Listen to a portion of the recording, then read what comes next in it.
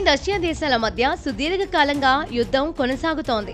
రెండు దేశాల మధ్య శాంతి నెలకొనాలని ప్రపంచ దేశాలు ఆకాంక్షిస్తున్నా అది మాత్రం జరగడం లేదు. ఇదిగో చర్చలంటూ ఒక దేశం ముందుకొస్తే మరొకటి ఏదో ఒక సాకు చెబుతూ యుద్ధాన్ని ముందుకు సాగిస్తూనే ఉన్నాయి. అయితే తాజాగా రష్యా ఉక్రెయిన్ మధ్య చర్చల అంశంపై మరో కీలక పరిణామం చోటు చేసుకుంది. శాంతి చర్చల కోసం మాస్కోకు రమ్మంటూ రష్యా అధ్యక్షుడు పుతిన్ ఉక్రెయిన్ అధ్యక్షుడు జెలెన్స్కీకి ఆహ్వానం పంపారు.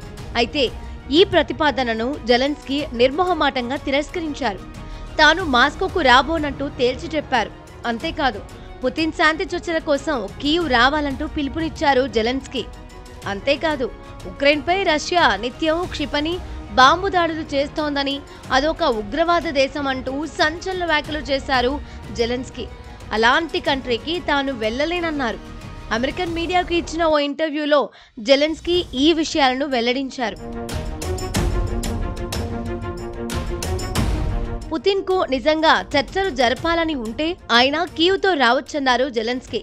రష్యా ఉక్రెయిన్ అధ్యక్షుల మధ్య ముఖాముఖి చర్చలు జరిపేందుకు అమెరికా అధ్యక్షుడు డొనాల్డ్ ట్రంప్ గత కొంతకాలంగా కృషి చేస్తున్నారు. గత నెల అలాస్కాలో ట్రంప్ పుతిన్ల మధ్య జరిగిన శిఖరాగ్ర సమావేశంలో ఇరువురు నాయకుల మధ్య ద్వైపాక్షిక లేదంటే త్రైపాక్షిక సమావేశం జరిపేందుకు ట్రంప్ ప్రధాన లక్ష్యంగా పెట్టుకున్నారు.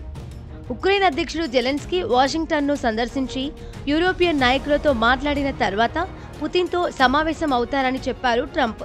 అయితే రష్యా అదనపు షరతులను విధిస్తూ ఈ నిర్ణయాన్ని నిలిపివేస్తోంది. అదే సమయంలో ఉక్రెయిన్ నగరాలపై షెల్లింగ్ను పెంచుతోంది.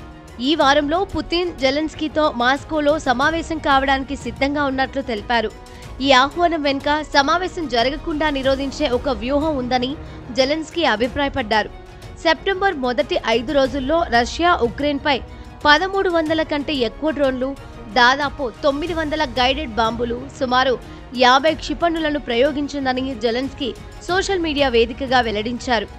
పుతిన్ ఆహ్వానాన్ని జెలెన్స్కీ తిరస్కరించడం ఉక్రెయిన్ ఆత్మవిశ్వాసం, సార్వభౌమత్వానికి ప్రతీకగా నిలుస్తోంది. రష్యా చేస్తున్న దాడులకు తలవంచకుండా స్వదేశంలోనే నిలబడి పోరాడతామని ఈ చర్య ద్వారా జెలెన్స్కీ ప్రపంచానికి సందేశం ఇచ్చారు. పుతిన్ చర్చలకు ఆహ్వానం పలికితే జెలెన్స్కీ తిరస్కరించడం, అంతేకాకుండా తీవ్ర వ్యాఖ్యలు చేయడం సంచలనంగా మారింది. మరి మున్ముందు ఈ చర్యలు ఎలాంటి పరిణామాలకు దారితీస్తాయో చూడాలి.